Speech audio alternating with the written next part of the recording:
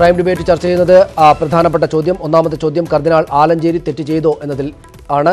Shri George Joseph മുൻ SP, Shri Kennedy Karimpukala safe Syro Malabar സഭയുടെ വക്താവ്, റിജു കഞ്ചുകാരൻ സഭാ സുതാര്യ സമിതിയുടെ വക്താവ്, ശ്രീ PS ശ്രീധരൻപിള്ള എന്നിവരാണ് ഈ ചർച്ചയിൽ പങ്കെടുക്കുന്നത്. ആദ്യം ശ്രീ കെന്നഡി കരിമ്പുകാല, യഥാർത്ഥത്തിൽ കർദിനാൾ ആലഞ്ചേരിയുടെ ഭാഗത്ത് നിന്ന് തെറ്റുണ്ടായിട്ടുണ്ടോ?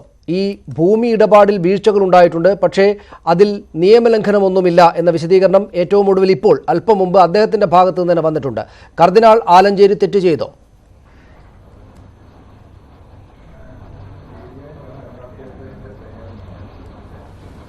ശ്രീ സനീഷ്, അതിനകത്ത് കർദിനാൾ തെറ്റ് ചെയ്തോ എന്ന് ചോദിച്ചു കഴിഞ്ഞാൽ ഏതർത്ഥത്തിലാണ്? ഇപ്പോൾ നമ്മുടെ കോടതി വിധിക്കകത്ത് ബഹുമാനപ്പെട്ട ജസ്റ്റിസ് കമാൽ പാഷയുടെ വിധിയുടെ നമ്മളത് ഒരുപാട് വലിയ വിശദമായി നമുക്ക് വായിച്ചു നോക്കാനും പഠിക്കാനും കഴിഞ്ഞില്ലെങ്കിലും അതിനകത്ത് പറഞ്ഞ പ്രകാരമാണെങ്കിൽ ഇപ്പൊ വലിയ പിതാവ് തന്ന മറുപടിക്കകത്ത് ഇപ്പം നിങ്ങൾ പറഞ്ഞു, ഇപ്പോൾ വൈകുന്നേരം അദ്ദേഹത്തിൻ്റെതായിട്ടുള്ള പത്രക്കുറിപ്പോ എങ്ങനെ മറുപടി വന്നെന്ന് പറയുന്നു. അതിനകത്ത് വളരെ ക്ലിയറായി അദ്ദേഹത്തിന്റെ മറുപടിക്കകത്ത് വളരെ ക്ലിയറാണ്, എനിക്ക് സ്ഥലങ്ങൾ വിൽക്കാൻ അധികാരമുണ്ട്, സഭയുടെ നിയമങ്ങൾ പാലിച്ചു തന്നെയാണ് ഞാൻ വിറ്റിരിക്കുന്നത്. ഇപ്പോഴും പറയുകയാണ്, ഹൈക്കോടതിയുടെ ജസ്റ്റിസ് കമാൽ പാഷയുടെ വിധി വന്ന ശേഷവും പോലീസ് അന്വേഷണം നേരിടാൻ പോകുന്ന ഈ ഘട്ടത്തിലും ആത്മവിശ്വാസത്തോടെ വലിയ പിതാവ് പറയുന്നെങ്കിൽ എനിക്ക് അതിന്റെ അപ്പുറം പോകേണ്ട കാര്യമുണ്ടോ? അത് തന്നെ സത്യം. ഒരു വിശ്വാസി എന്നുള്ള നിലയിൽ എനിക്ക് അതിന്റെ അപ്പുറത്തേക്കായിട്ടുള്ള ഒരു കാര്യവുമില്ല. പിന്നെ ഇന്ത്യൻ സിവിൽ കോടതിയിൽ ഒരു കേസ് നടക്കുമ്പോൾ അവിടെ കയറി രാജാവാണോ എന്ന് ജഡ്ജി ചോദിച്ചപ്പോൾ രാജാവാണെന്നൊക്കെ മറുപടി പറഞ്ഞു എന്നൊക്കെ കേൾക്കുന്നു.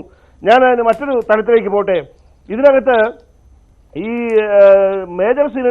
കഴിഞ്ഞ മേജർ സിനഡിന്റെ തീരുമാനപ്രകാരം അഭിമന്യായ ഇടയദത്ത് പിതാവിന് എറണാകുളം അങ്കമാലി അതിരൂപതയുടെ ചില പ്രത്യേക സവിശേഷ അധികാരങ്ങളൊക്കെ കൊടുത്തിരുന്നു. അതിന് പ്രകാരം കൂലിയെ വിളിച്ചുകൂട്ടാനും ഈ പറയുന്ന ചില കാനോനിക സമിതികൾ വിളിച്ചുകൂട്ടാനും ഇപ്പൊ ഈ സഭയുടെ കേസ് നടത്തണമെങ്കിലൊക്കെ അദ്ദേഹത്തിൽ ആ അധികാരം നിക്ഷിപ്തമാണിപ്പോ. അപ്പൊ അതുകൊണ്ട് തന്നെ ഈ കോടതിയിൽ നടക്കുന്ന ഇതിനകത്ത് ഈ വക്കീലന്മാരെ വെച്ചതാണെങ്കിലും എന്ത് കാര്യങ്ങളും എല്ലാം നിയന്ത്രിക്കുന്നത് ഇടയദത്ത് പിതാവാണ്. വലിയ പിതാവിന് അതിനകത്ത് യാതൊരു ഇടപാടുമില്ല. അപ്പോ ഇടയദത്ത് പിതാവ് വെച്ചിരിക്കുന്ന ഒരു വക്കീൽ കോടതിയിൽ നിന്ന് വെച്ച് രാജാവാണ്, ഈ നാട്ടിലെ ചക്രവർത്തിയാണ് എന്നൊക്കെ പറഞ്ഞാൽ അത് മുഴുവൻ വന്നു വീഴുന്നത് ഇടുത്തി മാതിരി വലിയ പിതാവിന്റെ തലയിലും. അതൊരു വശത്ത് നിൽക്കെ ആ ഇടയദത്ത് പിതാവ് വെച്ച ഒരു വക്കീല് ഇങ്ങനെ പറഞ്ഞുകൊണ്ടിരിക്കെ മറുവശത്ത് വാദിഭാഗത്തെ വെച്ചിരിക്കുന്നത് രാമപിള്ള വക്കീലിനെ വെച്ചിരിക്കുന്ന ആരെയാ? ഞാൻ കഴിഞ്ഞ മാസങ്ങളായി പറഞ്ഞുകൊണ്ടിരിക്കുന്നു, ഈ വിമത വിഭാഗത്തിന്റെ ബുദ്ധി കേന്ദ്രം എന്ന് പറയുന്നത് ഇടയദത്ത് പിതാവാണ്. അപ്പൊ ചുരുക്കത്തിൽ ഹൈക്കോടതിയിൽ രണ്ട് വക്കീലന്മാരെ വെച്ച് ഒരേ വിധത്തിൽ കേസ് നയിക്കുന്നതാരാ, മുന്നോട്ട് കൊണ്ടുപോകുന്നതാരാ? ഇടയദത്ത് പിതാവ്. അപ്പൊ ഈ വിധി ഇങ്ങനെയല്ലേ വരൂ? രസകരമാണ്. ഞാൻ തിരിച്ചു വരാം താങ്കളിലേക്ക്. ശ്രീ കെന്നഡി, ഞാൻ താങ്കളിലേക്ക് തിരിച്ചു വരാം. നമ്മൾ ചർച്ച തുടങ്ങിയതേ ഉള്ളൂ. ഇപ്പോഴേ പരസ്പരം താല്പര്യമില്ല. ഞാൻ തിരിച്ചു വരാം. ശ്രീ കെന്നഡി, ഞാൻ താങ്കളിലേക്ക് തിരിച്ചു വരാം. ഇതാണ് ഇത്രയുള്ള ഒരു കാര്യം. അതായത് ആ സഭയ്ക്കകത്തെ രണ്ട് നേതൃരൂപങ്ങൾ തമ്മിലുള്ള തർക്കം ഇതിനകത്ത് അന്തർലീനമായി കിടക്കുന്നുണ്ട്. ഒന്ന്. രണ്ടാമത്തെ കാര്യം, അദ്ദേഹം തെറ്റൊന്നും ചെയ്തിട്ടില്ല. അദ്ദേഹത്തിന് അനുമതിയുണ്ട്, അനുവാദമുണ്ട്, അധികാരമുണ്ട് ഈ ഭൂമി ഇടപാട് നടത്താൻ. അത് അദ്ദേഹം ചെയ്തു. ചില കുഴപ്പങ്ങൾ ഉണ്ടായിട്ടുണ്ടെങ്കിൽ സാങ്കേതികമായി സംഭവിക്കാവുന്ന കാര്യങ്ങൾ മാത്രമേ ഉള്ളൂ. അതിന് അദ്ദേഹത്തെ കർദിനാൾ ആലഞ്ചേരി തെറ്റ് ചെയ്തു എന്ന് വാദിക്കുന്നത് ശരിയായ കാര്യമല്ല എന്നാണ് അദ്ദേഹം പറയുന്നത്.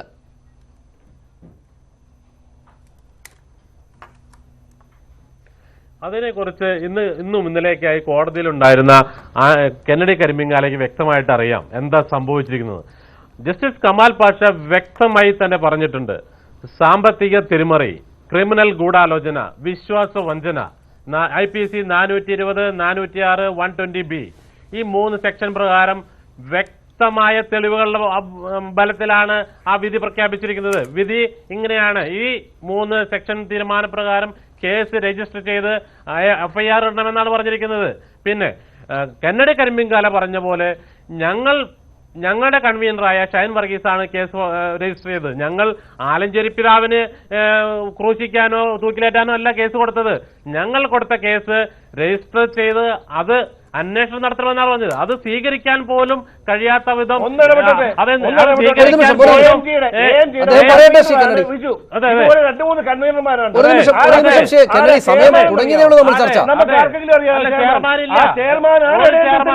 ഒരു ചെയർമാനും ഇല്ല, അതിലൊരു ചെയർമാനും ഇല്ല.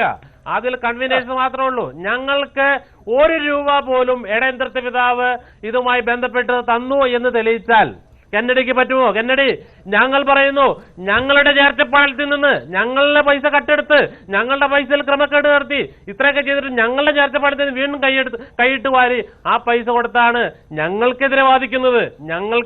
അവിടെ ഒരു തെറ്റുണ്ടായിട്ടുണ്ട്.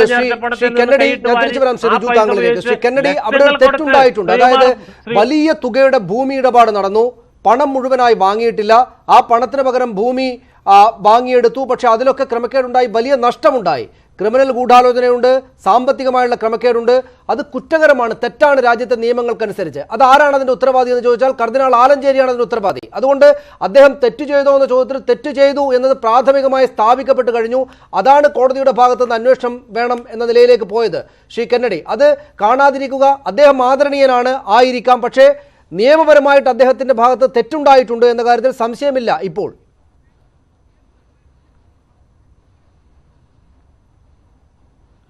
നമ്മൾ കോടതിയിലെ കാര്യങ്ങളൊക്കെ എനിക്കും സനീഷിനും ഈ കേട്ടുകൊണ്ടിരിക്കുന്ന ലക്ഷക്കണക്കിന് ആളുകൾക്കും അറിയാം. കോടതിയിൽ നമ്മൾ ഒരു കേസ് ഫ്രെയിം ചെയ്യുന്ന അതങ്ങനെ അങ്ങോട്ട് കൊടുക്കുന്നു, അതിന് ഉപോത്ബലകമായി നമ്മൾ തെളിവുകളും കാര്യങ്ങളും ഒക്കെ കൊടുക്കുന്നു.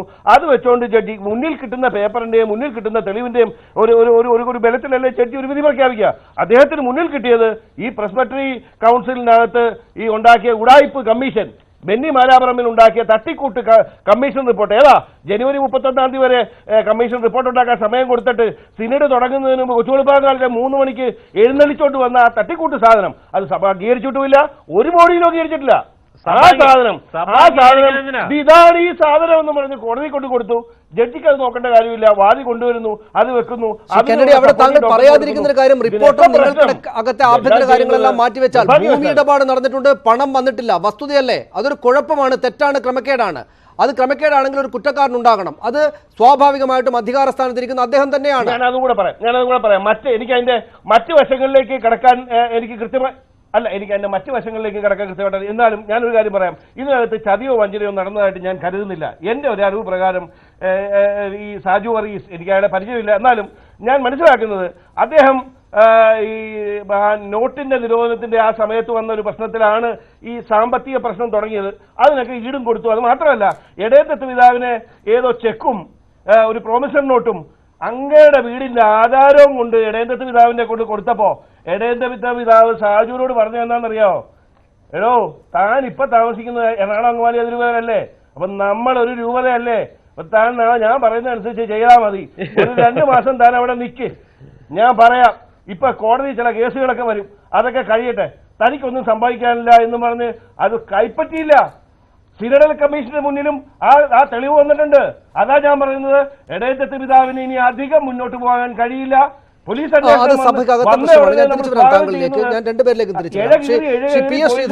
നിയമപരമായിട്ട് ശ്രീ പി എസ് ശ്രീധരൻപിള്ള ഇത് വളരെ ലഘൂകരിക്കപ്പെട്ട ഒരു സംഗതിയായിട്ടാണ് ആ ഭാഗത്ത് കർദിനാൾ ആലഞ്ചേരിയുടെ ഭാഗത്തുള്ള ആളുകൾ പറയുന്നത്. ഇതൊരു സാധാരണ ഭൂമി ഇടപാടാണ്. ചില സാമ്പത്തിക പ്രശ്നങ്ങൾ കൊണ്ട് പണം കൃത്യമായി കൈമാറാൻ സാധിച്ചിട്ടില്ല, അതുകൊണ്ടുണ്ടായ പ്രശ്നം, പ്രയാസം എന്നല്ലാതെ ഒരു ക്രിമിനൽ ഒഫൻസ് ഒന്നും ഇതിനകത്തില്ല, അല്ലെങ്കിൽ അത്തരത്തിലുള്ള കുഴപ്പങ്ങളില്ല എന്ന് സ്ഥാപിക്കാനാണ് അവർ ശ്രമിക്കുന്നത്. പക്ഷേ കോടതി അതിരൂക്ഷമായിട്ടും അതിശക്തമായിട്ടുമാണ് ഇന്നത്തെ ഇടപെടൽ കോടതിയുടെ ഭാഗത്തുനിന്നുണ്ടായത്. ഈ കർദിനാൾ ആലഞ്ചേരിയുടെ ഭാഗത്തു നിന്ന് തെറ്റുണ്ടായിട്ടില്ല എന്ന് പറയാൻ സാധിക്കുന്ന സാഹചര്യമുണ്ടോ താങ്കളുടെ നോട്ടത്തിൽ? ശ്രീധരൻപിള്ള, ഞാൻ തിരിച്ചു വരാം അദ്ദേഹത്തിലേക്ക്. ആ ചോദ്യത്തിന് താങ്കളെന്ന് മറുപടിയാണ് നൽകുക. ശ്രീ ജോർജ് ജോസഫ്, തെറ്റ് ചെയ്തിട്ടുണ്ടോ അദ്ദേഹം? ഞാൻ വ്യത്യസ്തമായിട്ടാണ് ഇത് ചിന്തിക്കുന്നത്. കാരണം ഇത് കേരള കത്തോലിക്ക സഭ എന്ന് പറയുന്നത്, ഇതിനകത്ത് മലങ്കര സഭയുണ്ട്, ഇതിനകത്ത് ലത്തീൻ സഭയുണ്ട്, ജ്ഞാനായ സഭയുണ്ട്, സീറോ മലബാർ സഭയുണ്ട്. ഈ എല്ലാ സഭയിലും ബിഷപ്പുമാർ കേരളത്തിലുമുണ്ട്, ഇന്ത്യയിലുമുണ്ട്, വിദേശത്തുമുണ്ട്. ഇതിൻ്റെ എല്ലാം ഒരു കാർഡിനലാണ് ആലഞ്ചേരി പിതാവ്. അദ്ദേഹത്തിന് നിയമിച്ചിരിക്കുന്നത് പോപ്പാണ്. ഈ എല്ലാ സഭയുടെയും മുകളിൽ ആണ് അദ്ദേഹം നിൽക്കുന്നത്. അത് കാനോൻ നിയമപ്രകാരം പോപ്പാണ് അപ്പോയിൻ്റ് ചെയ്തിരിക്കുന്നത്. ഇവിടെ ഒരു വൈദികരുടെ സംഘടനകളോ അല്ലെങ്കിൽ അൽമയർ സംഘടനകളോ അദ്ദേഹത്തിനെ മാറ്റണമെന്നും സ്ഥാനത്യാഗം ചെയ്യണമെന്ന് പറഞ്ഞ് നടക്കാൻ പോകുന്നില്ല എന്നാണ് എൻ്റെ വ്യക്തിപരം. ഇതൊരു സിവിൽ ഇടപാടാണ്, സിവിൽ ട്രാൻസാക്ഷനാണ്, ഒരു സ്ഥല കച്ചവടമാണ്. അതിനകത്ത് നഷ്ടം ഉണ്ടാവും, ലാഭം ഉണ്ടാവും. സഭ കേരളത്തിലെ മുഴുവൻ ബിഷപ്പുമാരെ എടുത്തു നോക്കിക്കോളൂ, കോടിക്കണക്കിന് രൂപ കടവാണ് എല്ലാ ബിഷപ്പ് ഹൗസിലും, കടവാണ്. അതൊരു കച്ചവട സ്ഥാപനമല്ല, പണം ഉണ്ടാക്കാനുള്ള സ്ഥാപനങ്ങളല്ല. സമുദായ സേവനവും വിദ്യാഭ്യാസ സ്ഥാപനങ്ങൾ നടത്തിയും അങ്ങനെ എല്ലാ ബിഷപ്പുമാർക്കും കടവാണ്.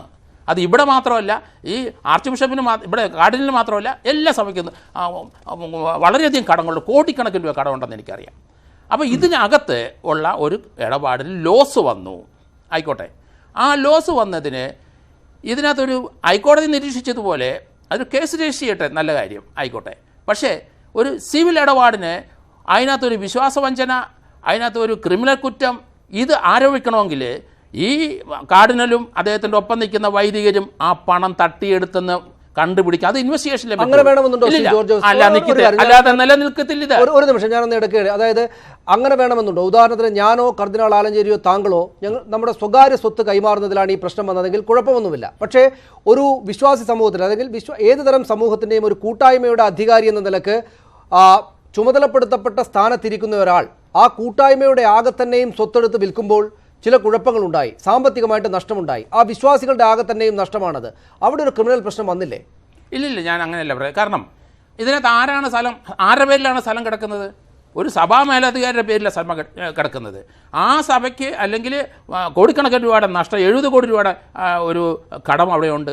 അത് എങ്ങനെയെങ്കിലും ബാങ്ക് പലിശ കുറയ്ക്കാൻ വേണ്ടി നമ്മൾ നഷ്ടപ്പെട്ടു. നമ്മുടെ ഒരു വസ്തു അറ്റാച്ച്മെൻറ്റ് വന്നെങ്കിൽ നമ്മൾ എവിടെയെങ്കിലും വേറൊരു വസ്തു നഷ്ടപ്പെട്ട് കൊടുത്ത് ആ പ്രശ്നം തീർക്കും. അപ്പോൾ അങ്ങനെയാണ് അപ്പോൾ സഭയുടെ 70 കോടി രൂപ കടമുണ്ടെങ്കിൽ അതിനകത്ത് ആ കടം തീർക്കാനായിട്ട് ഒരു കച്ചവടം ചെയ്ത് സഭയിലെ വിശ്വാസമുള്ള സാജു വർഗീസിനെ കൊണ്ട് സഭ ആ എടുപ്പിക്കാൻ നോക്കി. അതിനകത്തൊരു നഷ്ടം വന്നിട്ടുണ്ട്, സമ്മതിച്ചിരിക്കുന്നു. അതൊരു ലോസാണ്, സിവിൽ ലോസാണ്. അതിനകത്തൊരു ക്രിമിനൽ കുറ്റം ആരോപിക്കാൻ ഇപ്പം പറ്റൂല. ഈ ആർച്ച് ബിഷപ്പും മറ്റ് അച്ഛന്മാരും ആ പണം തട്ടിയെടുത്തെന്ന് സ്ഥാപിക്കുന്നിടം വരെ അവരുടെ വ്യക്തിപരമായ ആവശ്യത്തിന് ഇല്ലെങ്കിൽ ഇതിനകത്തൊരു ക്രിമിനൽ കൂടാതെ നിലനിൽക്കത്തില്ല. അതിനകത്തൊരു ക്രിമിനൽ ബ്രീച്ച് ഓഫ് ട്രസ്റ്റ്, അതായത് പണം അടിച്ചു മാറ്റി വീട്ടിൽ കൊണ്ടുപോകാത്തിടത്തോളം ഇതെങ്ങനെയാണ് ഒരു ക്രിമിനൽ കുറ്റമാവുക? ശ്രീ റിജു,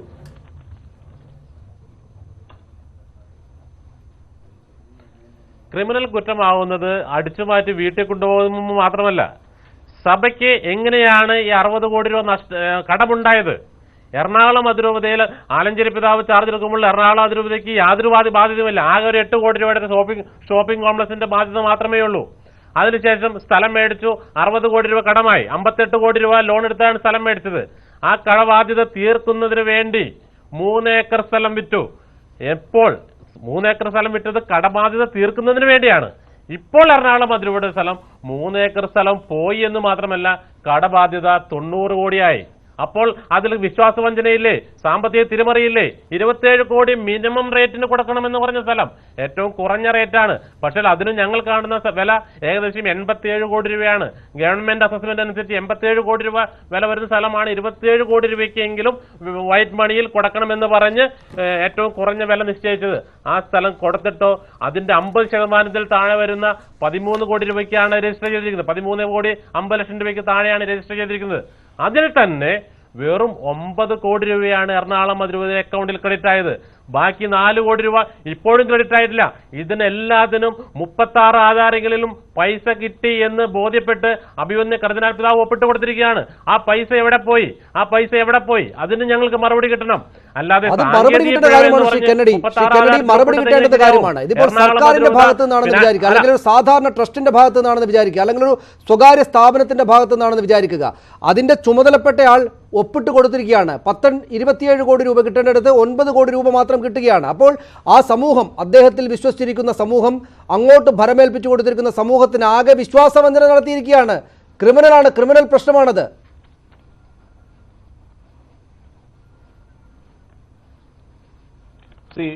സനീഷ്, ഇതിനകത്ത് എന്താണെന്നറിയാമോ? ഇതിനകത്ത് നമ്മൾ ഈ കാനോൺ നിയമമൊക്കെ പറയുമ്പോഴത്തേക്കും നമുക്കതിൻ്റെ കൃത്യമായി ഈ 10-12 വർഷം അച്ഛന്മാർ പഠിച്ചിട്ടാണ് ഈ വിശുദ്ധ വസ്ത്രവും അണിഞ്ഞുകൊണ്ടിങ്ങനെ വരുന്നത്. അപ്പോൾ അത്രയും കൃത്യമായി നമുക്കതിനെ വിശദീകരിക്കാനും അതിനെ അപഗ്രഥിക്കാനും നമുക്ക് കഴിയില്ല. ആ ഒരു ബുദ്ധിമുട്ടുണ്ട്. എന്നാൽ പോലും ഇതിനകത്തെ പ്രധാന വിഷയം പിതാവിനാണെങ്കിലും ഇതിനോട് ബന്ധപ്പെട്ട ഇപ്പോൾ വടക്കുംമാടൻ അച്ഛനാണെങ്കിലും അദ്ദേഹം വികാരി ജനറൽ ആയിട്ടിരുന്നു, പ്രൊക്യൂട്ടറായിട്ടിരുന്ന നമ്മുടെ ജോഷി പുതുവാജ്, ഇവർക്കൊക്കെ ഈ ഇന്റേണൽ ഫോറം എന്ന് പറയും, അതിനകത്തൊക്കെ ചില കാര്യങ്ങളിലൊക്കെ രഹസ്യാത്മകത സൂക്ഷിക്കാൻ ബാധ്യതപ്പെട്ട, അതാണ് ഈ കാനോൻ നിയമം പറയുമ്പോൾ ആളുകൾ ഉടനെ ഇപ്പോൾ പറഞ്ഞ് അതിനെ പുച്ഛിക്കാൻ തുടങ്ങി. ഞാൻ അതിനെക്കുറിച്ച് എന്ത് പറയാനാ? അത് പ്രകാരം ചില രഹസ്യാത്മകത സൂക്ഷിക്കാൻ അവർ ബാധ്യസ്ഥനാണ്. അല്ലാതെ മുണ്ടാടനെ പോലെ വെളിവില്ലാത്തവരല്ല ഈ ബഹുമാനപ്പെട്ട പുരോഹിതർ. മുണ്ടാടൻ ചെയ്തത് എന്താ? പ്രസ്ബിറ്ററി കൗൺസിലിന്റെ അവിടെ വ്യക്തിപരമായിട്ടുള്ള ആക്ഷേപങ്ങൾ വരുന്നതിന് മുമ്പ് അവിടെ ഒന്നും കൂടെ വിശദീകരിക്കേണ്ടതുണ്ട് ശ്രീ കെന്നഡി. അതായത് നമ്മുടെ രണ്ടാമത്തെ ചോദ്യം അതാണ്, രാഷ്ട്രീയ നിയമത്തിന് വിധേയനാകാൻ അദ്ദേഹം വിസമ്മതിച്ചു എന്ന ചോദ്യം അവിടെയുണ്ട്. കാനോനിക നിയമങ്ങൾ എന്തോ ആയിക്കൊള്ളട്ടെ, കാനോനിക നിയമങ്ങളായിരിക്കുമ്പോൾ തന്നെയും ഒരു ഭൂമി ഇടപാട് പൊതുസമൂഹത്തിനകത്ത് നടക്കുമ്പോൾ പാലിക്കേണ്ടുന്ന കാര്യങ്ങളുണ്ട്. അത് പാലിച്ചോ എന്ന ചോദ്യം പ്രധാനമാണ്. കാനോനിക നിയമം അനുസരിച്ച് രഹസ്യാത്മക വേണമെന്ന് പറയുമ്പോൾ നിങ്ങൾ പൊതുസമൂഹത്തിനകത്ത് നടത്തുന്ന സാമ്പത്തിക ഇടപാടുകൾക്ക് അതാതിൻ്റെതായ നിയമങ്ങളുണ്ട്, ആ നിയമങ്ങൾ പാലിച്ചിട്ടില്ല.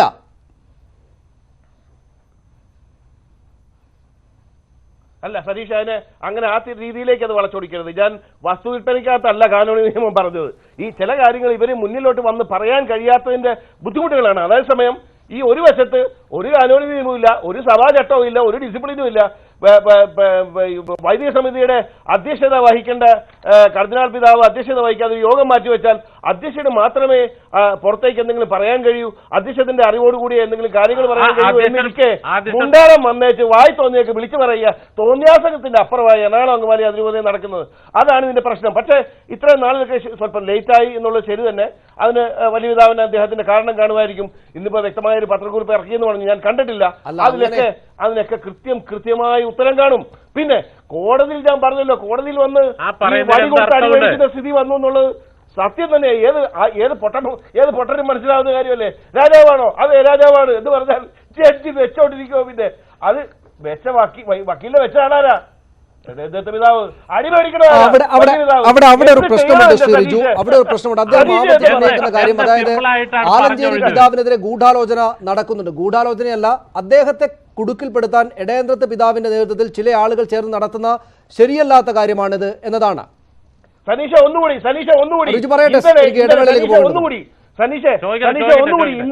ഇന്നലെ ഈ വാദത്തിന്റെ ക്രൂഷ്യൽ ഡേ ആയിരുന്നു.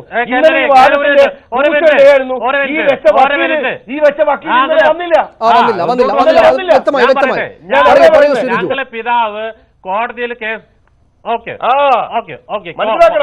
കോടതിയിൽ കേസ് വന്ന ആദ്യ ദിവസം തന്നെ ഞങ്ങൾ പിതാവിന്റെ അടുത്ത് പോയിരുന്നു. കാരണം കോടതിയിൽ നിന്ന് ഞങ്ങൾ നേരെ പിതാവിന്റെ അടുത്തേക്കാണ് പോയത്. കാരണം കോടതിയിൽ ശ്രീകുമാർ പറഞ്ഞു, പിതാവിന് വസ്തു വിൽക്കാനോ വാങ്ങാനോ പൈസ വാങ്ങാനോ വാങ്ങാതിരിക്കാനോ അധികാരമുണ്ട്. ഇത് സ്വകാര്യ സ്വത്താണ്, പിതാവിന് കൈകാര്യം ചെയ്യാമെന്ന് പറഞ്ഞു. നേരെ ഞങ്ങൾ പിതാവിന്റെ അടുത്തേക്ക് പോയി. പിതാവിനോട് ചോദിച്ചു, ഇങ്ങനെ പറയാൻ പിതാവ് വക്കാലത്ത് ഒപ്പിട്ട് കൊടുത്തിരുന്നോ? പിതാവ് പറഞ്ഞു, കോടതിയിൽ കേസ് ജയിക്കാൻ ഞാൻ പറഞ്ഞ എന്റെ വക്കീൽ എനിക്ക് വേണ്ടി പറഞ്ഞ കാര്യങ്ങൾ നിഷേധിക്കാൻ ഞാൻ തയ്യാറല്ല എന്ന് പറഞ്ഞ്, എന്റെ വക്കീൽ എനിക്ക് വേണ്ടി പറഞ്ഞ കാര്യങ്ങൾ എന്റെ സ്റ്റാൻഡാണ്, അല്ലാതെ എന്റെ വക്കീൽ പറയുന്നത് ഇടയന്ത്രത്ത് പിതാവിന് വേണ്ടി പറയുന്നതല്ല. എന്റെ വക്കീൽ എനിക്ക് വേണ്ടി പറയുന്ന കാര്യങ്ങൾ, കോടതിയിൽ പറയുന്ന ഓരോ വാചകങ്ങളും എന്റെ വാക്കുകളാണ്. പിതാവ് നേരിട്ട് ഒന്നല്ല കോടതിയിൽ പറയുക. കോടതിയിൽ പിതാവിനെ റെപ്രസെന്റേറ്റ് ചെയ്യുന്നത് അഡ്വക്കേറ്റ് ശ്രീകുമാറാണ്. അദ്ദേഹം പറഞ്ഞ കാര്യങ്ങളാണ്. ഇത് ജുറിഡിക്കൽ പേഴ്സൺ ആണ്, അദ്ദേഹം സ്വന്തമായിട്ട് ചെയ്യാമെന്ന്. ഇന്ന് ജസ്റ്റിസ് കമാൽ പാഷ വ്യക്തമായി പറഞ്ഞു, എറണാകുളം ആർച്ച് ഡയോസിസ് ആണ് ജുറിഡിക്കൽ പേഴ്സൺ. അദ്ദേഹം ജുറിഡിക്കൽ പേഴ്സണെ ചുമതലപ്പെടുത്തിയ വ്യക്തി എന്ന നിലയ്ക്ക് കർദിനാൾ ട്രസ്റ്റിയാണ്. ട്രസ്റ്റിന്റെ ജനങ്ങളുടെ വിശ്വാസത്തിൽ ആ കാര്യങ്ങൾ നോക്കി നടത്താൻ ചുമതലപ്പെട്ട വ്യക്തിയാണ്. അദ്ദേഹത്തിന് സ്വന്തമായി ഒരു കാര്യവും ചെയ്യാൻ പറ്റില്ല എന്ന് തീർത്ത് പറഞ്ഞിട്ടുണ്ട്. പിന്നെ ഇടയന്ത്രത്ത് പിതാവ് ഏൽപ്പിച്ചു കൊടുത്ത വക്കീലെന്ന് പറഞ്ഞ് വിശ്വാസമില്ലാത്ത വക്കീലിനെ കൊണ്ടാണോ ഇവര് അപ്പീൽ പോകാൻ പോകുന്നത്? ഇവര് ലക്ഷങ്ങൾ നമ്മുടെ നേർച്ചപ്പട്ടിയിൽ നിന്ന് എടുത്തു കൊടുത്തിട്ടാണ് ഈ വക്കീലിനെ വെച്ചിരിക്കുന്നത്. എറണാകുളം കേരളത്തിലെ ഏറ്റവും പ്രശസ്തരായ സിവിൽ ക്രിമിനൽ വക്കീലിനെ വെച്ചിരിക്കുന്നത് രാമപിള്ള വക്കീൽ ഫ്രീ ആട്ടോ. രാമപിള്ള വക്കീലിന് ഞങ്ങളുടെ കയ്യിൽ നിന്ന് പൈസ കൊടുത്ത് വെച്ചിരിക്കണ്ട. കാര്യമുണ്ട് ശ്രീ കെന്നഡി, അതായത് അദ്ദേഹത്തെ പോലെ പരമപ്രധാനമായ സ്ഥാനത്തിരിക്കുന്ന ആളുകൾ അദ്ദേഹത്തിന്റെ എതിരാളികൾ കൊടുത്ത വക്കീലിനെ വെച്ചാണ് അഭിഭാഷകനായിട്ട് അങ്ങോട്ട് കോടതിക്ക് വാദിക്കാൻ പോകുന്നതെന്ന് പറഞ്ഞാൽ വിശ്വസിക്കാൻ ചെറിയ ബുദ്ധിമുട്ടുണ്ട്. നമുക്ക് ഇടവേളയിലേക്ക് പോകേണ്ടത് ഉണ്ട്. അതിനു മുമ്പ് കൂത്താട്ടുകുളത്ത് നിന്നൊരു പ്രേക്ഷകൻ സിനു കുര്യാക്കോസ്, അദ്ദേഹത്തിന് ഈ കാര്യത്തിൽ പറയാനുള്ള അഭിപ്രായം എന്താണെന്ന് നോക്കാം. കോടികൾ നഷ്ടമുണ്ടാക്കിയ ഈ ഭൂമിയിടപാടിൽ കാട്ടുകള്ളൻ ജോർജ് ആലഞ്ചേരിയെ സഭയിൽ നിന്ന് പുറത്താക്കുകയും സഭയിലെ വൈദികന്മാർ തന്നെ വ്യക്തമായ തെളിവുകൾ കൊണ്ട് മുന്നോട്ട് വന്നിരിക്കുകയും ചെയ്യുന്ന ഈ പരിസ്ഥിതിയിൽ വിശ്വാസികളുടെ വിശ്വാസം നിലനിർത്തിക്കൊണ്ട് ആലഞ്ചേരിക്കെതിരെ ശക്തമായ അന്വേഷണവുമായി മുന്നോട്ട് പോകണമെന്നാണ് എൻ്റെ അഭിപ്രായം. ചർച്ച തുടരുകയാണ്. കാനോനിക നിയമങ്ങളും ലംഘിക്കപ്പെട്ടോ എന്നതാണ് നമ്മുടെ മൂന്നാമത്തെ ചോദ്യം. ആ ചോദ്യത്തിലൂന്നിയാണ് ഈ ചർച്ചയിൽ അടുത്ത ഭാഗത്തേക്ക് പോകേണ്ടത്. ശ്രീ റിജു, അദ്ദേഹത്തിന്റെ ഭാഗത്ത് നിന്ന് സഭാ നിയമങ്ങൾ പാലിച്ചാണ് അതിരൂപതയുടെ വസ്തുക്കൾ വിറ്റത് എന്നാണ് കർദിനാൾ മാർ ജോർജ് ആലഞ്ചേരി അല്പം മുമ്പും വിശദീകരിക്കുന്നതിലെ ഏറ്റവും പ്രധാനപ്പെട്ട പോയിന്റ്. കടങ്ങൾ വീട്ടുന്നതിനാണ് വസ്തുക്കൾ വിറ്റത്, അതിരൂപതയുടെ വസ്തുക്കൾ വിൽക്കാൻ വേണ്ട രീതിയിലുള്ള അവകാശമെല്ലാം തനിക്കുണ്ട് എന്നെല്ലാം അദ്ദേഹം പറയുന്നുണ്ട്. എന്നിട്ടും അദ്ദേഹം ഈ സിവിൽ രാജ്യത്തെ നിയമങ്ങൾ, പൊതുനിയമങ്ങളല്ലാതെ കാനോനിക നിയമങ്ങളുടെയും ലംഘനമുണ്ടായി എന്ന് ആക്ഷേപിക്കുന്നത് എന്തുകൊണ്ടാണ്?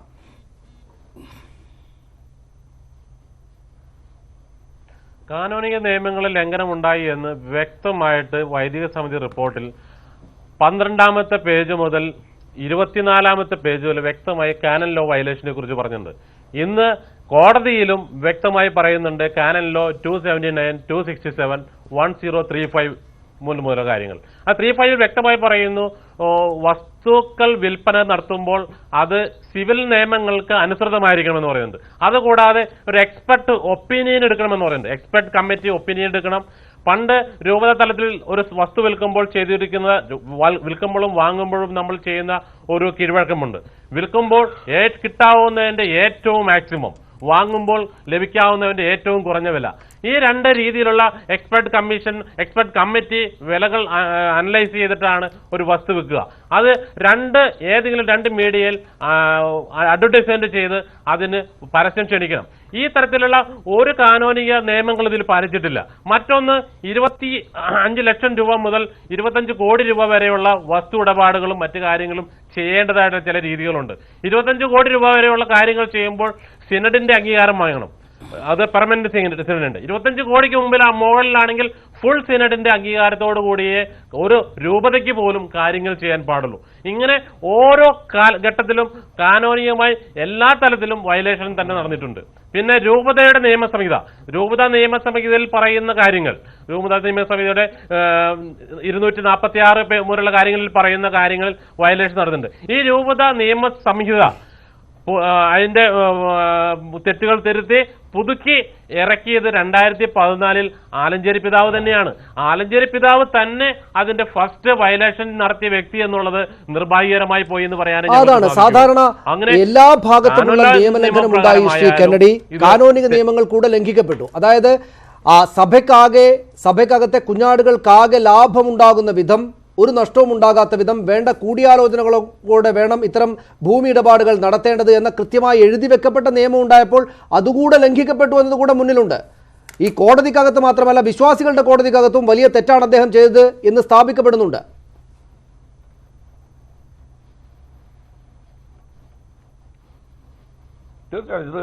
തീർച്ചയായിട്ടും സതീഷ്, അങ്ങനെ എന്തെങ്കിലും കേട്ടേച്ചിങ്ങനെ മറുപടി പറയുമ്പം നമുക്കതൊക്കെ പറയാം. പക്ഷേ രേഖകൾ അങ്ങനെ അല്ല സതീഷെ പറയുന്നത്. അതായത് കൂടിയാണ് ഇന്ന പ്ലോട്ടുകൾ വിൽക്കാൻ തീരുമാനിച്ചത്, ഇന്ന വിലയ്ക്ക് വിൽക്കാൻ തീരുമാനിച്ചത്. അപ്പൊ എന്നെ വിലയ്ക്ക് വിൽക്കാൻ തീരുമാനിക്കുമ്പോൾ മൊത്തത്തിൽ എത്ര വരുമെന്ന് കൂട്ടാനിതൊന്നും അറിയാൻ പാടില്ലേ? കൈവരല്ലെങ്കിലും എണ്ണി നോക്കണ്ടേ കൂലിയക്കാര്? എന്ത് വന്നാലും വല്യപിതാവിന്റെ കഴുത്തോട്ട് വെച്ചാൽ മറുപടിയാവുമോ? അപ്പൊ അങ്ങനെ കാനോനിക നിയമം ലംഘിച്ചെങ്കിൽ ഈ പറയുന്ന ഈ സമിതിക്കകത്തുള്ളവരും കാനോനിക സമിതിക്കകത്തുള്ളവർ മൊത്തത്തിൽ ഉത്തരവാദിയുള്ളവരല്ലേ? എടേന്ദ്രത്ത് പിതാവിന് അടക്കം ബാധ്യതയില്ലേ? മാറി നിന്ന് കൈ കെട്ടിയേച്ച് ഇപ്പുറത്തൂടെ പാവപ്പെട്ട ഒന്നും അറിയാൻ മേലാത്ത വിശ്വാസികളെ കൊണ്ട് ചീത്ത വിളിപ്പിക്കാതെ അന്തസ്സായിട്ട് നേരെ വന്ന് വർത്താനം പറ. അതിനകത്ത് നിന്ന് വേഷം കാണിച്ചേച്ച് കള്ളവെട്ട് വെട്ടാതെ പോട്ടെ. മേജർ സിനഡിന്റെ ഒരു ഇടപെടലിലൂടെ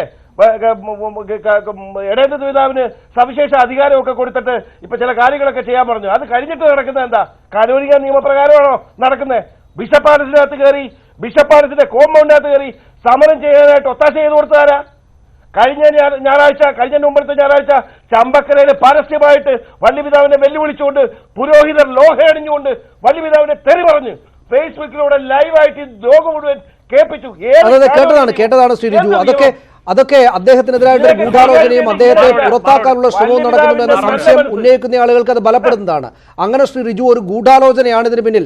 ഇതിപ്പോൾ കുഴപ്പമാണെങ്കിൽ അത് എടേന്ദ്രത്ത് പിതാവ് അടക്കമുള്ള ആ സഭാ സമിതിയിലെ എല്ലാ ആളുകളും കുറ്റക്കാരാവുകയില്ലേ? അവരെല്ലാം പരിശോധിച്ച ശേഷമല്ലേ ഈ കാര്യങ്ങളിലേക്ക് പോയത്?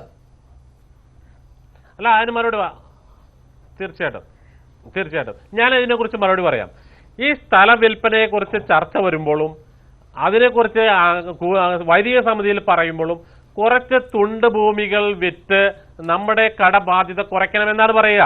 അതിനുശേഷം ആലോചനാ സമിതിയിൽ വെക്കുന്ന ലിസ്റ്റിലോ ആ വൈദിക സമിതി റിപ്പോർട്ടിൽ പറയുന്നുണ്ട്, മിനിറ്റ്സിന്റെ കോപ്പി സഹിതമുണ്ട്, 5 സ്ഥലങ്ങൾ പറയുന്നുണ്ട്. 5 സ്ഥലങ്ങളിൽ പറയുന്ന ഈ 5 സ്ഥലങ്ങളുമല്ല വിറ്റിരിക്കുന്നത്. അത് കൂടാതെ ഇവര് സമിതി കഴിഞ്ഞതിന് ശേഷം വേറെ 5 സ്ഥലങ്ങളാണ് വിൽക്കുക. അതെങ്ങനെയാണ് നടക്കുക? അതിന് ഓരോ സ്ഥലത്തും പറയുന്ന ഓരോ പ്ലോട്ടും ഒപ്പിട്ടിരിക്കുന്നത് ഇത്ര തീയതി കൂടിയ ആലോചന സമിതി തീരുമാനപ്രകാരം എന്നെ ഈ വസ്തു വിൽക്കാൻ ചുമതലപ്പെടുത്തിയിരിക്കുന്നത് കൊണ്ട് ഞാൻ ഇത് വിൽപ്പന നടത്തിയതായി ഒപ്പുവെക്കുന്നു. ആ രജിസ്റ്റർ ഓഫീസിൽ കൊടുത്തിരിക്കുന്ന രേഖ പോലും ഫേക്കാണ്. കാരണം ആലോചന സമിതി കൂടി തീരുമാനിച്ചിരിക്കുന്ന വസ്തുക്കളുടെ എണ്ണം അല്ലെങ്കിൽ വസ്തുക്കൾ അതല്ല, ആ പറയാത്ത വേറെ വസ്തുക്കളാണ് വിറ്റത്. അതാണ് ഇനിയിപ്പോൾ അതൊന്നും ശരിയല്ലെങ്കിൽ തന്നെയും അന്തിമമായിട്ടുള്ള ഒപ്പ് ചാർത്തിയാൾ എന്ന നിലയ്ക്ക് അദ്ദേഹത്തിന് മേൽ തന്നെയാണ് ആരോപണം വരിക. അതാണ് ഇപ്പോൾ നമ്മൾ കണ്ടുകൊണ്ടിരിക്കുന്നത്. വളരെ പെട്ടെന്ന് തിരിച്ചു വരാം താങ്കളിലേക്ക്. ഇപ്പോൾ ഒരു പ്രേക്ഷകൻ ടെലിഫോൺ ലൈനുണ്ട്, സുഭാഷ് തൃശ്ശൂരിൽ നിന്ന്. സുഭാഷ്, താങ്കളുടെ അഭിപ്രായം എന്താണ് ഈ വിഷയത്തിൽ? ഹലോ, പറഞ്ഞോളൂ. ഈ ഇന്ത്യ മഹാരാജ്യത്ത് താമസിക്കുന്നത് ജീവിക്കുന്ന ആൾ കർദിനാളല്ല, മാർപ്പാപ്പയാണെങ്കിൽ പോലും ഈ രാജ്യത്ത് നിയമങ്ങൾ അദ്ദേഹത്തിന് ബാധകമാണ്. കാരണം ഇവിടെ ഈ രാജ്യത്ത് നൽകുന്ന എല്ലാവിധ സുഖ സൗകര്യങ്ങളും നിയമങ്ങളും അദ്ദേഹത്തിന് ബാധകം തന്നെയാണ്. അദ്ദേഹം അതിന് അതീതമൊന്നുമല്ല. വളരെ നന്ദി ആ അഭിപ്രായം രേഖപ്പെടുത്തിയതിന്. ശ്രീ ജോർജ് ജോസഫ്, ആത്യന്തികമായിട്ട് ഇതൊരു കുഴപ്പമുണ്ടെങ്കിൽ അത് അദ്ദേഹത്തിന് മേൽ തന്നെയാണ് വരിക. പക്ഷേ അതിനകത്ത് ശ്രീ കെന്നഡി ചൂണ്ടിക്കാണിക്കുന്ന പോലെ അദ്ദേഹത്തിന് അനുകൂലമായിട്ടുള്ള ആളുകൾ പറയുന്നത് പോലെ ചില ഗൂഢാലോചനകൾ സഭയ്ക്കകത്തെ ആ സമിതിക്കകത്തെ ചില അവകാശ തർക്കങ്ങൾ, അധികാര തർക്കങ്ങളൊക്കെ ഇതിന് കാരണമായിട്ടുണ്ട് എന്ന് വിചാരിക്കേണ്ടതുണ്ടോ? ഞാൻ അങ്ങനെ തന്നെയാണ് കരുതുന്നത്. കാരണം ഞാൻ അതുകൊണ്ടാണ് ആമുഖമായിട്ട് പറഞ്ഞത് ലത്തീൻ സഭ, മലങ്കര സഭ, ക്നാനായ സഭ, സീറോ മലബാർ സഭ. ഈ സീറോ മലബാർ സഭയിൽപ്പെട്ട ആളാണ് ആലഞ്ചേരി പിതാവ്. അദ്ദേഹം വന്ന അന്ന് മുതൽ ഇദ്ദേഹത്തിന് എതിരായിട്ടുള്ള നീക്കം നടക്കുന്നതായിട്ടാണ് മനസ്സിലായത്. വേറൊരാളെ കാർഡിനലാക്കാനുള്ളൊരു ശ്രമം അവിടെ നടന്നിരുന്നു ഈ അങ്കമാലി അതിരൂപതയിൽ നിന്ന്. അത് നടക്കാതെ വന്നപ്പം അന്ന് മുതൽ വ്യക്തിപരമായിട്ട് ഇദ്ദേഹത്തിനെതിരെ വൈരാഗ്യം ഉണ്ടെന്നാണ് പല സന്ദർഭത്തിലും പല കാര്യങ്ങളും എനിക്ക് മനസ്സിലായത്. അങ്ങനെയാണ് ഇത് പോയി. അതിൻ്റെ ഒരു പരിണിത ഫലം തന്നെയാണ് ഇപ്പോൾ സംഭവിച്ചിരിക്കുന്നത്. ഒരു കാര്യം ഞാൻ പറഞ്ഞേക്കാം, 2 കൂട്ടരും ഇതിനകത്ത് ഇടയന്ത്രത പിതാവ് ഒരു വശത്ത് നിൽക്കുന്നുണ്ട്. അവിടെ ഈ ലോഹയിട്ട കുറേ അച്ഛന്മാർ അവരുടെ ഈ പോപ്പിൻ്റെ ഒപ്പം സ്ഥാനമുള്ള ആളെ അവിടെ ചീത്ത വിളിക്കുന്നതും തെറി വിളിക്കുന്നതും ഓപ്പണായിട്ട് വെല്ലുവിളിക്കുന്നതും ആ സഭയിൽ നിന്ന് ഇവരെ പുറത്ത് കളയണമെന്ന് തന്നെയാണ് ഞാൻ പറയുന്നത്. കാരണം ഇതിനകത്ത് ഈ കാർഡിനലിനെ അദ്ദേഹത്തിന് എന്തെങ്കിലും സാമ്പത്തിക നേട്ടം ഉണ്ടായിട്ടില്ല എന്ന് അന്വേഷണം നടത്തി ഹൈക്കോടതി ഉത്തരപ്രകാരം അന്വേഷിച്ചു വന്ന് ഉണ്ടായിട്ടില്ല എന്നുണ്ടെങ്കിൽ അവർ കൂടെ ആ സഭയിലെ അംഗങ്ങളാണ്. അവർക്ക് തോന്നുകയാണ് അവരെ മേലെ വിശ്വാസം ലംഘിച്ചിരിക്കുകയാണ് അദ്ദേഹം. പണം കിട്ടിയിട്ടില്ല എന്ന വസ്തുതയാണല്ലോ. പണം കിട്ടിയിട്ടില്ല എന്ന വസ്തുതയാണ്. ഈ സെക്ഷനൊക്കെ അപ്പോൾ പ്രശ്നം ഉന്നയിക്കുന്ന ആളുകളെ പുറത്താക്കുക എന്ന് പറയുന്നത് ശരിയായ നടപടിയായിരിക്കും. ആണെന്നാ ഞാൻ പറഞ്ഞത്. പിന്നെ എന്തിനാണ് ഒരു റിലീജിയസ് സഭ മുന്നോട്ട് പോകുന്നത്? ആ സഭയിലെ അംഗങ്ങള് അതിനകത്ത് ചില തെറ്റുകെട്ടുകളുണ്ടാകാം, അവിടെ തന്നെ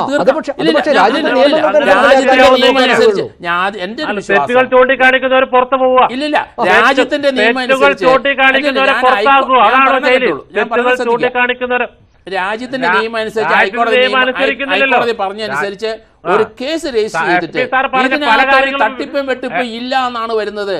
അതിനകത്ത് കാർഡിനന് 5 രൂപയുടെ നേട്ടം ഉണ്ടായിട്ടില്ല, അദ്ദേഹത്തിനോട് നിൽക്കുന്നില്ല എന്നാണ്. ഇതൊരു ലോസ് ആയിട്ട് വന്നാൽ ഇപ്പോഴുണ്ടായ ഈ സഭയ്ക്കുണ്ടായ ഇതിനകത്ത് അൽമയർക്കുണ്ടായ ഈ നഷ്ടം നികത്താൻ അതിനുശേഷം വേണമെങ്കിൽ പുറത്താക്കാം. പക്ഷേ ശ്രീ ജോർജ് ജോസഫ്, പക്ഷേ ഇവിടെ ഒരു സമിതി, അതിപ്പോൾ സർക്കാരോ അല്ലെങ്കിൽ ഒരു ട്രസ്റ്റോ സ്വകാര്യ ട്രസ്റ്റോ അല്ലെങ്കിൽ കൂടുതൽ ആളുകൾ ചേരുന്ന ഒരു സംവിധാനം, ആ സംവിധാനത്തിനകത്ത് അതിന്റെ അധികാരം ചുമതലപ്പെടുത്തിയിരിക്കുന്ന ആൾ അതിന്റെ സ്വത്ത് പൊതു സ്വത്തെടുത്ത് വിൽക്കുന്നു, നഷ്ടമുണ്ടാകുന്നു.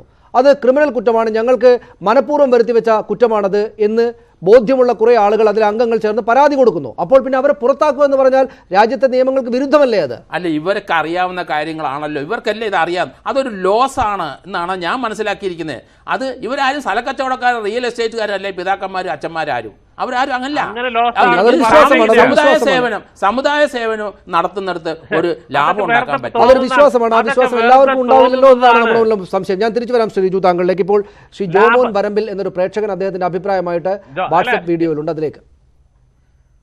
പിതാവ് തെറ്റുകാരനാണെന്ന് ഒരിക്കലും വിശ്വസിക്കുന്നില്ല.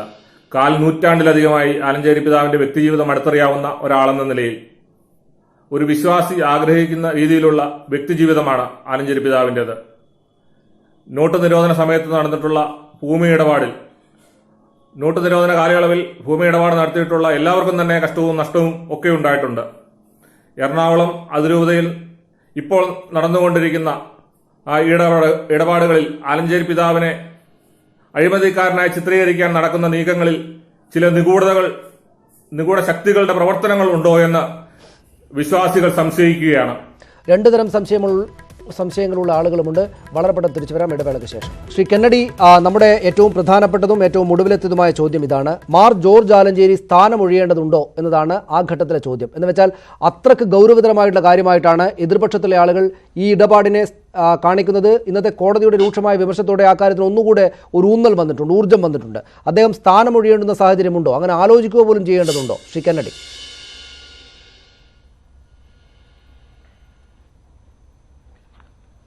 അതിനകത്ത് ഞാൻ ഒന്ന് രണ്ട് കാര്യങ്ങൾ പറയാം. ഒരു ഉദാഹരണം, നമ്മുടെ ജസ്റ്റിസ് കമാൽ പാഷ തന്നെ നേരത്തെ നമ്മുടെ മന്ത്രിയായിരുന്ന KM മാണിയുടെ കേസിൽ, മാണി സാറിന്റെ കേസിൽ ജസ്റ്റിസ് കമാൽ പാഷ പറഞ്ഞു സീസറിന്റെ ഭാര്യ സംശയത്തിന് അതീതയായിരിക്കണം എന്നൊക്കെ പറഞ്ഞു വലിയ കമന്റൊക്കെ പറഞ്ഞു. അതൊക്കെ മുന്നോട്ട് പോയി. ഉടനെ നമ്മളെല്ലാം ഇത് കേട്ടോണ്ടിരുന്നു. ശരിയാണല്ലോ, ഇങ്ങനെ പറയുന്നതെല്ലാം ദൈവവചനമാണല്ലോ എന്നൊക്കെ കേട്ടോണ്ടിരുന്നു. പക്ഷേ ഒന്നല്ല രണ്ടല്ല മൂന്നല്ല വിജിലൻസ് കമ്മിറ്റിക്ക് അന്വേഷണം 3 എണ്ണം നടന്നിട്ടും വിജിലൻസ് പറയുന്നത് മാണി സാറ് വിശുദ്ധനാണെന്നാ പറയുന്നത്. അപ്പൊ അന്ന് മാണി സാർ രാജിവെച്ച മാണി സാർ ഇപ്പൊ ശരിക്കും എന്താ പറയാ? പക്ഷേ ശ്രീ കെന്നഡി, അവിടെ ഒരു പ്രശ്നമുണ്ട്. അതാണ് ഒരു പൊതുപ്രവർത്തകൻ, ഒരുപാട് ആളുകളുടെ നേതാവ് എന്ന നിലയ്ക്ക് അദ്ദേഹം രാജിവെച്ചു എന്ന വസ്തുത എവിടെയുണ്ട്? അദ്ദേഹം രാജിവെച്ചു എന്ന വസ്തുത എവിടെയുണ്ട്? ഒരു കേസിൽ പെട്ടതോടെ കാര്യങ്ങൾ സംശയത്തിന്റെ നിഴലാണ് എന്ന് വന്നപ്പോൾ അദ്ദേഹം രാജിവെച്ച് മാറുകയാണ്.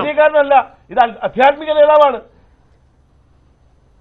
അതിന് ആ കാര്യത്തിൽ വ്യത്യാസമൊന്നുമില്ല എന്നാണ് കോടതി ഇന്ന് പറയുന്നത്. ആധ്യാത്മിക നേതാവാണെങ്കിലും ആരാണെങ്കിലും ഞാനാണെങ്കിലും നിങ്ങളാണെങ്കിലും രാജ്യത്തെ നിയമങ്ങൾ ഒരേപോലെയാണ്. അത് ധാർമ്മികമായ നിയമങ്ങളാണെങ്കിലും മറ്റു നിയമങ്ങളാണെങ്കിലും എല്ലാവർക്കും നിയമം ഒന്ന് തന്നെ. ഏതായാലും ഇപ്പോ പോലീസ് കേസും കാര്യങ്ങളും ഒക്കെ ഇട്ടിട്ടുണ്ട്. ഞാൻ മറ്റൊന്ന് പറയാൻ ഉദ്ദേശിക്കുന്നു. ഇവിടെ ഈ എറണാകുളം അങ്കമാലി അതിരൂപതയിൽ മേൽപ്പെട്ടക്കാരുടെ കണ്ണീര് വീണ ഭൂമിയായത്. അത് പടിയറ പിതാവ് ഇരുന്നപ്പോഴാണെങ്കിലും വർക്കി വിധത്തിൽ പിതാവ് ഇരുന്നപ്പോഴാണെങ്കിലും ആലഞ്ചേരി പിതാവിരിക്കുമ്പോഴും ഞാൻ പറയുന്നു, ഈ പറയുന്ന വെട്ടുന്നവരുടെ തലമുറ പോലും കരയേണ്ടി വരും, തലമുറ പോലും സഹിക്കേണ്ടി വരും. ആ തെറ്റ് അത്രയും കോടതിയുടെ മുന്നിലോ ചർച്ചയ്ക്ക് മുന്നിലോ ഇത്തരം കാര്യങ്ങൾ തട്ടിപ്പുണ്ടായാൽ മാറിപ്പോകുകയാണ്. മാറിപ്പോകുക എന്ന് പറയുന്നത് ശരിയായ കാര്യമായിരിക്കും. അദ്ദേഹം സ്ഥാനം ഒഴിയേണ്ടതൊക്കെ ഉണ്ടോ ശ്രീ റിജു യഥാർത്ഥത്തിൽ?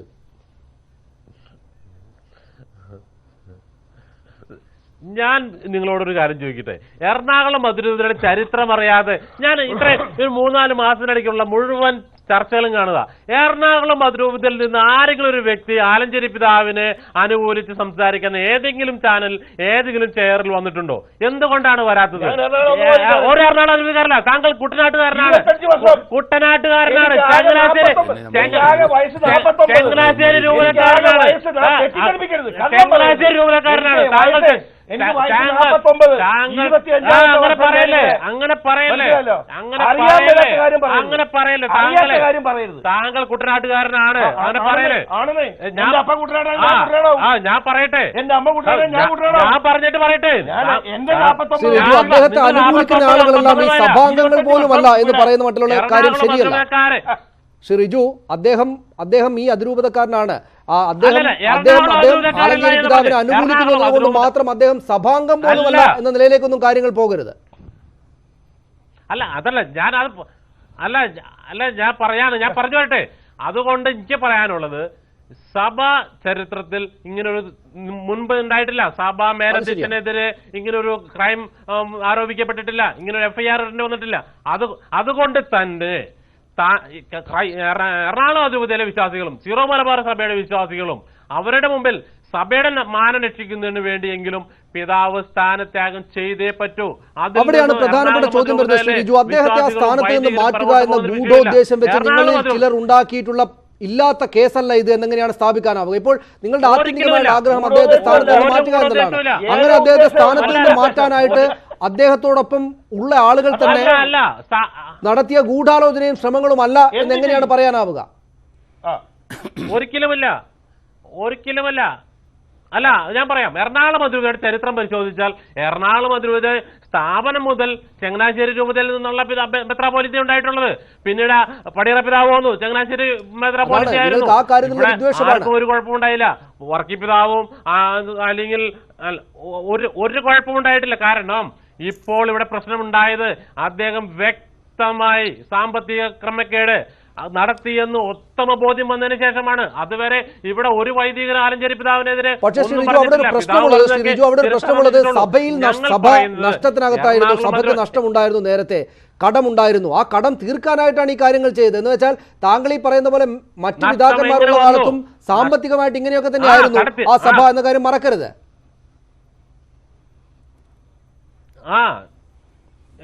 അത് അതിന് മറുപടിയാണ് പറയേ. നഷ്ടം തീർക്കാൻ വേണ്ടി സ്ഥലം വിറ്റു. നഷ്ടം പണ്ടത്തേക്കാൾ അധികം ഇരട്ടിയോളമായി. അല്ല 50 കോടി 60 കോടി ഉണ്ടായിരുന്ന നഷ്ടം ഇപ്പോൾ 90 കോടിയായി. നമ്മുടെ സ്ഥലവും പോയി. മനസ്സിലാവുന്നുണ്ടോ? അതാണ് പ്രശ്നം. അല്ലാതെ സ്ഥലം സാമ്പത്തിക അത് പ്രശ്നമാണ്. ശ്രീ ജോർജ് ജോസഫ്, അവിടെ ഒരു പ്രശ്നമുണ്ട്. നമുക്ക് ഈ സഭ എന്ന കാര്യത്തിൽ മാറ്റിപ്പോയാൽ ശ്രീ ജോർജ് ജോസഫ് ഇതിന്റെ കാര്യങ്ങളിൽ നിന്നെല്ലാം മാറിപ്പോയാൽ തന്നെയും സാമ്പത്തികമായിട്ട് കൈകാര്യം ചെയ്യാൻ വേണ്ടി അധികാരം ഏൽപ്പിച്ചു കൊടുത്തിരിക്കുന്ന ഒരു അധികാര രൂപം, ഒരു നേതാവ്, അദ്ദേഹം കടം തീർക്കാൻ വേണ്ടിയിട്ട് ഒരു വസ്തു കച്ചവടത്തിലേക്ക് പോകുന്നു. വസ്തു കച്ചവടം നടത്തുന്നു, പണം കിട്ടുന്നില്ല. ആ ആളുകളിൽ നിന്ന് പണം കിട്ടാതായപ്പോൾ മറ്റു ചില ഭൂമി അയാളിൽ നിന്ന് ഇങ്ങോട്ട് വാങ്ങുന്നു, അത് ഈടായിട്ട് വാങ്ങുന്നു. ആ ഈടായി വാങ്ങിയ ഭൂമി രജിസ്റ്റർ ചെയ്യാൻ വേണ്ടിയിട്ട് ചിലവാക്കിയ പണം കൂടെ ആയപ്പോൾ ആദ്യമുണ്ടായിരുന്ന കടത്തിൻ്റെ ഇരട്ടി കടമാകുന്നു. അപ്പോൾ പിന്നെ അങ്ങനെ സാമ്പത്തികമായിട്ട് നഷ്ടമുണ്ടാക്കുന്ന ആ വിശ്വാസി സമൂഹത്തിന് ആകെ പൊതുസ്വത്തിന് വലിയ തോതിൽ കുറവുണ്ടാക്കുന്ന ഒരാളെ നേതാവായിട്ട് എങ്ങനെയാണ് വെക്കുക? അത് ആത്മീയ നേതാവാണെങ്കിൽ തന്നെയും അത് എങ്ങനെയാണ് വെക്കുക? അദ്ദേഹം സ്ഥാനമൊഴിയുക എന്നതല്ലേ ഇപ്പോൾ ചെയ്യേണ്ടുന്ന കാര്യം? അല്ല, നമ്മൾ അദ്ദേഹത്തിന് ഒരു ആത്മീയ നേതാവായിട്ട് കാണണം, അല്ല സ്ഥലക്കച്ചവടം ചെയ്ത ഒരു സ്ഥാപനത്തിന്റെ മേധാവിയായിട്ട് കാണരുതെന്നാണ് ഞാൻ ഈ പറയുന്നത്. കാഞ്ചി കാമകോടി അദ്ദേഹത്തിന് കാഞ്ചി കാമകോടിയുടെ അവിടെ അത് വളരെയധികം ആരോപണം വന്നു. അങ്ങനെ തന്നെ നേരിട്ടുണ്ടോന്നോ? അതുകൊണ്ട് ഇതിനകത്ത് ആലഞ്ചേരി പിതാവോ അവരുടെ കൂടെ നിൽക്കുന്നവരൊന്നും ചഞ്ചലപ്പെടേണ്ട ആവശ്യമൊന്നുമില്ല. ഇതിന് അപ്പീൽ പോകണം, ഇതിന് ഡിവിഷൻ ബെഞ്ചിലോട്ട് പോകണം, അല്ലെങ്കിൽ സുപ്രീം കോടതിയിൽ പോയി അപ്പീൽ പോകണം. ഇതിനകത്ത് അവർ വ്യക്തിപരമായ നേട്ടം ഉണ്ടാക്കിയെങ്കിൽ മാത്രമേ ഈ ക്രിമിനൽ ബ്രീച്ച് ഓഫ് ട്രസ്റ്റും ഈ കോൺസ്പിറസിയും ഒക്കെ നിലനിൽക്കുള്ളൂ. ചെയ്ത ഒരു ബിസിനസ്സിനകത്ത് ലോസ് വന്ന് വീണ്ടും ഫർദർ ലോസ് വന്നു. അങ്ങനെ ഒരു കാര്യമുണ്ട് ശ്രീ കെന്നഡി. പക്ഷേ എന്താണെന്ന് വെച്ചാൽ ഇവിടെ വിശ്വാസി സമൂഹത്തിന് മുന്നിൽ, പൊതുസമൂഹത്തിന് മുന്നിൽ അദ്ദേഹത്തിന് ചീത്തപ്പേരുണ്ടായിട്ടുണ്ട്. അദ്ദേഹം നടത്തിയ ക്രമക്കേട് അല്ലെങ്കിൽ ക്രമക്കേടിൽ എന്ന് ആരോപിക്കാവുന്ന ഒരു കാര്യം അവിടെ ഉണ്ടായിട്ടുണ്ടെന്ന് കോടതി കൂടെ ഊന്നി പറയുകയാണ്. അന്വേഷണം നടക്കുകയാണ്. ശ്രീ കെന്നഡി, സ്ഥാനത്ത് നിന്ന് മാറി നിൽക്കുക എന്നതൊരു മാന്യതയല്ലേ?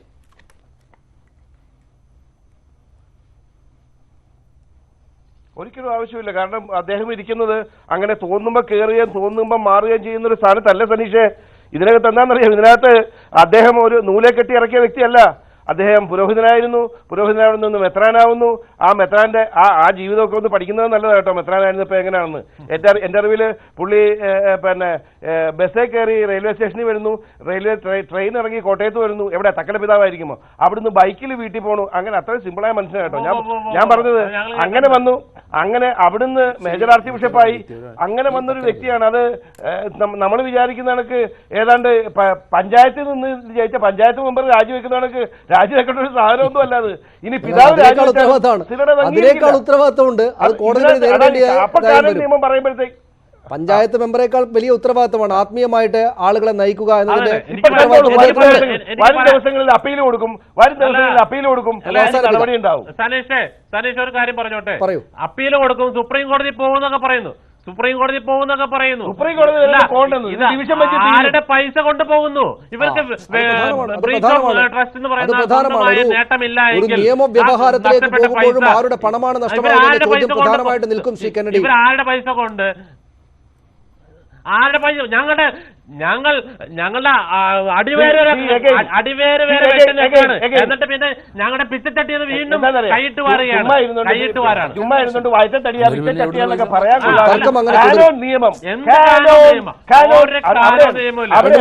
നമുക്ക് ഈ ചർച്ച അവസാനിപ്പിക്കാം ശ്രീ കെന്നഡി. വരും ദിവസങ്ങളിൽ ചർച്ച ചെയ്യേണ്ടതായി വരും. ശ്രീ ലിജു, വളരെയധികം നന്ദി. ശ്രീ കെന്നഡി ഈ ചർച്ചയിൽ പങ്കെടുത്തതിന് വളരെയധികം നന്ദി. ഒപ്പം ശ്രീ ജോർജ് ജോസഫ് വളരെയധികം നന്ദി ഈ ചർച്ചയിൽ പങ്കെടുത്തതിന്.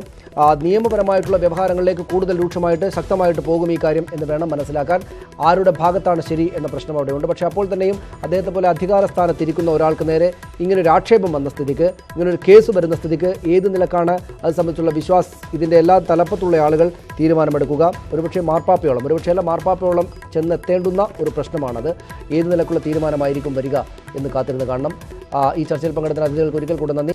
കോടതി കേസ് അന്വേഷണത്തിൽ ഉത്തരവിട്ട സ്ഥിതിക്ക് ആലഞ്ചേരി പിതാവ് സ്ഥാനമൊഴിയേണ്ടതല്ലേ എന്ന ചോദ്യമായിരുന്നു ഞങ്ങൾ പ്രേക്ഷകർക്ക് മുമ്പാകെ ഈ ചർച്ചയുടെ ഭാഗമായി വെച്ചിരുന്നത്. ഞങ്ങളോട് പ്രതികരിച്ച പ്രേക്ഷകരിൽ 89% പേർക്കും അതേ എന്ന അഭിപ്രായമാണുള്ളത്. ആലഞ്ചേരി പിതാവ് സ്ഥാനമൊഴിയേണ്ടതാണ് എന്ന അഭിപ്രായമാണ് 89% പേരും മുന്നോട്ട് വെച്ചിരിക്കുന്നത്. ഞങ്ങളോട് പ്രതികരിച്ച പ്രേക്ഷകരിൽ 11% പേർക്ക് മാത്രമേ മറിച്ചൊരു അഭിപ്രായമുള്ളൂ. അദ്ദേഹം സ്ഥാനമൊഴിയേണ്ടതില്ല എന്ന അഭിപ്രായം 11% പേർ മുന്നോട്ട് വെച്ചിരിക്കുന്നു. പ്രൈം ഡിബേറ്റ് പൂർണ്ണമാവുകയാണ്. നമസ്കാരം.